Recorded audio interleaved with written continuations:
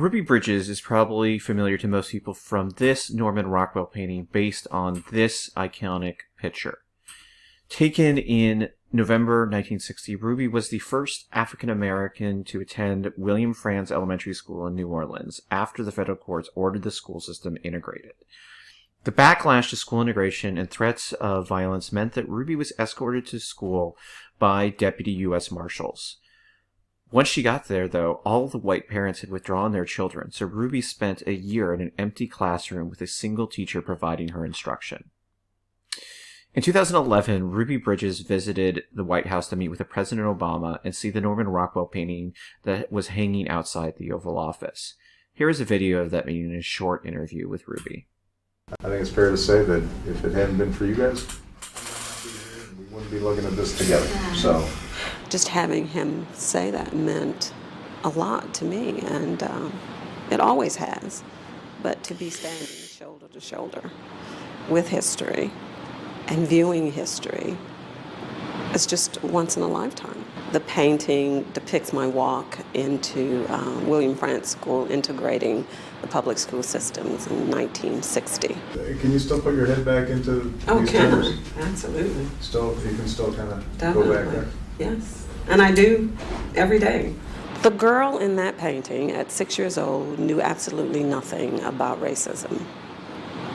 I was going to school that day, but the lesson that I took away that year in an empty school building was that none of us know anything about disliking one another when we come into the world. It is something that's passed on to us. So every time I see that, I think about the fact that I was an innocent child that knew absolutely nothing about what was happening that day, but that I learned a very valuable lesson. And that is that we should never look at a person and judge them by the color of their skin. That's the lesson that I learned in first grade. What stands out to me most about this meeting is what President Obama said. He wouldn't have been there in the White House if it wasn't for individuals like Ruby Bridges who stood up to segregation. As Ruby says, at 6 years old, she didn't know about racism, but she lived with the consequences of it every day. It took a great amount of bravery for that 6-year-old to walk past protesters like this, hurling insults at her. But she did. She did every day for an entire year to an empty school. Ruby Bridges continues to be a civil rights activist and public school advocate. Her organization, the Ruby Bridges Foundation, organizes the Ruby Bridges Walk to School Day on November 14th, the anniversary of her own walk. This annual event encourages schools to have discussions about racism and activism.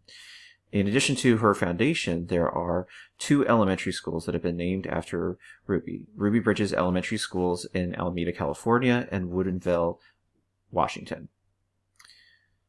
Ruby Bridges was born September 8th, 1954.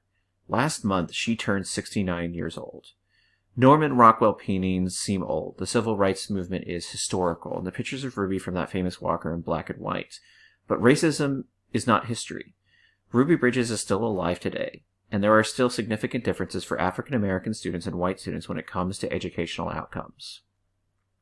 Ruby Bridges is a reminder of the progress we have made and how much further we still have to go.